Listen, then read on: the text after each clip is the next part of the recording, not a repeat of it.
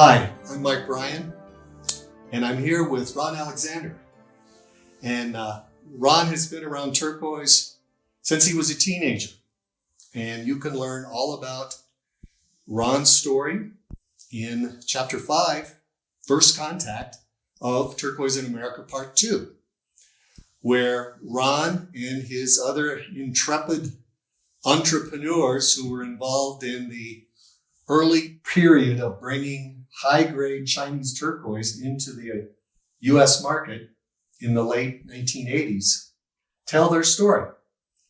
And Ron, what I thought we'd do is, rather than go through your long history of turquoise involvement, which would take hours and require many video moments, that I just ask you to maybe give your perspective of where you think turquoise is going. You've been so important in the history of turquoise.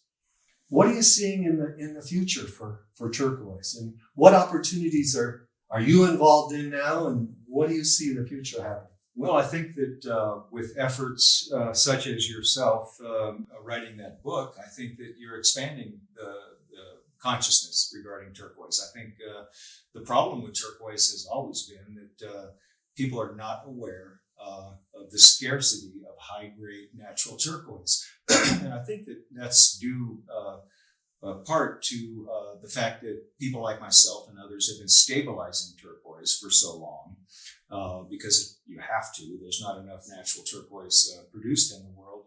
And that gets it out there in the marketplace and creates a bit of confusion because people don't realize that natural high-grade turquoise is one of the rarest gemstones on the planet Earth. And it's way underrated. So I'm optimistic, hopeful that people are going to increase their knowledge of turquoise as time passes, and I think it'll grow. I think the industry will grow. Yeah, I'm glad you brought that up, because in addition to your story of turquoise, because in the book we have all the different stories from the people who actually made the history of turquoise, you tell your story of first contact, but then also in our chapter on the economics of turquoise, you talk about the stabilization. Right. And when I first got involved in turquoise, I had, of course, to become familiar with the stabilization process. And people should understand that stabilization is not bad. Absolutely. As long as it's represented accurately and somebody doesn't try to sell stabilized rock as natural, which you never did. You've always been at the highest level of your reputation. And when I'd ask people about treat, they'd say, well, Ron Alexander had about the best treat we've ever seen. So that's one thing you were really known. But the other flip side of that is it does create a two-tier marketplace, and it tends to, in my opinion, kind of be an anchor on the true value of the natural, which, as you said, is so rare. That's the trade-off, and the way that I've dealt with that is to be absolutely adamant about the fact that it has to be sold for what it is. And a lot of people want the look. They want the look of high-grade turquoise. A lot of manufacturers, there's absolutely no possibility of having a line of jewelry produced on a high production scale with high-grade natural turquoise. The closest you can come is to use very good quality stabilized turquoise. And as long as they sell it as that, I mean, people use my stabilized in gold jewelry with diamonds and the finest jewelry out there. And as long as they represent it correctly, then there's not a thing wrong with it. There just isn't. I don't think it can be emphasized enough that this type of turquoise, natural high-grade turquoise, is extremely rare, much rarer than diamonds. Yes. And, we just have to keep repeating that. Yeah, and I think education is a big part of that. Mm-hmm. Because what I found is people will buy it because it's inexpensive. They like the look, it's inexpensive, and that's wonderful. Because how do you go to some 16-year-old young lady and she wants these turquoise earrings, and you say, well, these are $65 and you've saved and you can buy these, but I'm sorry, you have to get natural and you have to spend $300. Right. Yeah.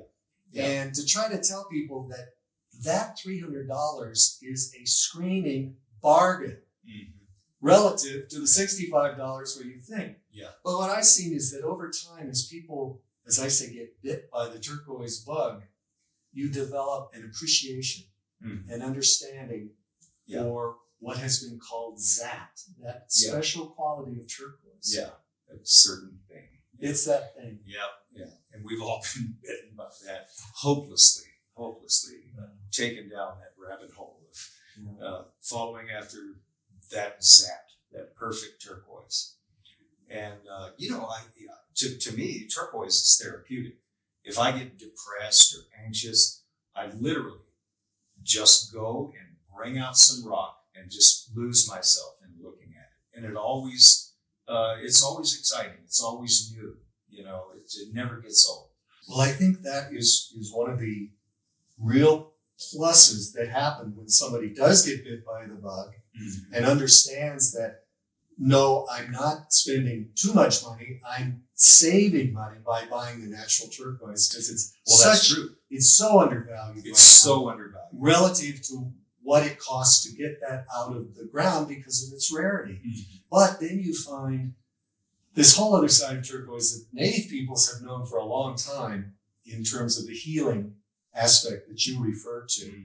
And it really is. It's rejuvenating, it's healing, it's just something that, as that's why you're wearing your turquoise, I'm wearing my turquoise. And I want to thank you for all you've done for turquoise. Well, I want to thank you. I appreciate the work you've done in putting these books out there in the marketplace. I think that it is absolutely essential to all of us to exist in this industry, to have people like you out there. Well, thank you. I appreciate that. As I say, an educated consumer is a better customer. That's right. So if you want to get educated, you can go to turquoiseinamerica.com and buy a copy of Turquoise in America Part 2, 1910 to 1990. So thanks again, Ron. You bet. Vaya con Dios. Hasta luego.